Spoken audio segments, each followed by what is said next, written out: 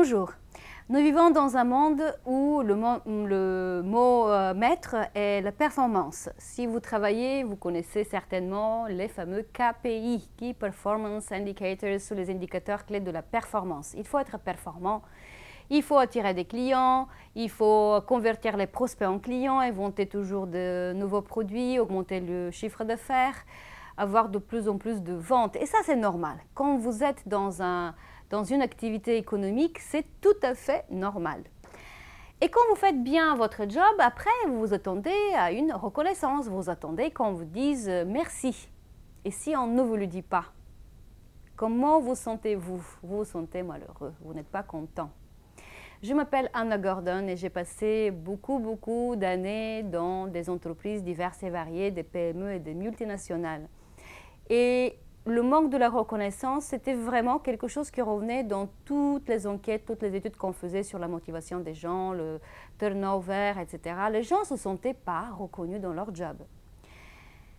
Pourquoi c'est comme ça? Pourquoi, à ce moment-là, ils se sentent malheureux? Eh bien, j'ai une théorie à cette question. Il y a deux raisons, d'après moi. La première, c'est que nous, les gens qui ne se sentent pas reconnus, y compris moi, je me suis sentie comme ça, à ce moment-là, nous avons oublié que les seuls et uniques maîtres de nos vies, de la façon dont nous nous sentons, c'est nous-mêmes. Ce ne sont pas les autres. C'est nous qui maîtrisons notre vie et comment nous nous sentons. Ça, vraiment, je pense qu'il faut vraiment le comprendre et l'intégrer en soi-même si on ne veut pas subir ce genre de situation. Alors, qu'est-ce qui se passe? Votre patron ne vous dit pas merci, ne donne pas des signes de reconnaissance, vous n'avez pas un bonus, votre salaire n'est pas augmenté, vous n'avez pas une promotion, votre mari ne vous invite pas à un restaurant, vos enfants ne vous disent pas merci maman, merci papa, ne vous font pas des cadeaux pour la fête des pères et des mères. Et alors, est-ce que cela diminue en quelque chose la valeur intrinsèque que vous avez, vous? Aucunement. Donc, la deuxième raison, c'est effectivement, ce qui se passe dans ce cas-là, c'est qu'on oublie que nous avons une valeur intrinsèque, peu importe les circonstances de notre vie. C'est notre ego à ce moment-là qui parle. La deuxième raison pour nous sentir malheureux, quand on n'est pas reconnu, c'est parce que c'est notre ego qui dit « Mais comment? Tu es le meilleur. Regarde le super job que tu as fait, on ne t'a même pas dit merci. Comment c'est possible ?» C'est notre petit moi, vaniteux et orgueilleux qui dit « Mais non, ça, c'est pas bon, c'est pas bon. » Qu'est-ce que c'est l'ego? C'est une notion qui est très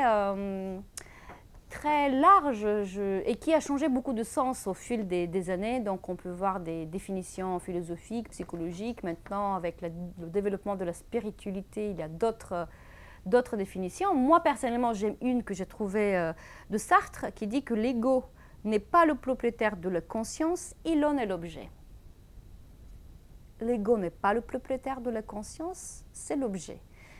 L'ego, en fait, c'est l'image, la représentation que nous nous faisons de nous-mêmes, qui est souvent fausse, et qui correspond au code de la société. Donc, nous nous identifions souvent à nos possessions, à nos biens, à un statut dans la société, à la reconnaissance. Et en fait, c'est une image qui ne reflète pas forcément notre vraie nature, qui s'adapte à ce qu'on attend de nous dans la société. Donc, et ça revient à la première raison que je viens d'évoquer, le fait qu'on est dépendant des autres et qu'on n'est pas maître d'eux-mêmes. C'est-à-dire que ne pas être maître de nous-mêmes et d'être dépendant des autres revient à être dépendant de notre ego, de cette image-là.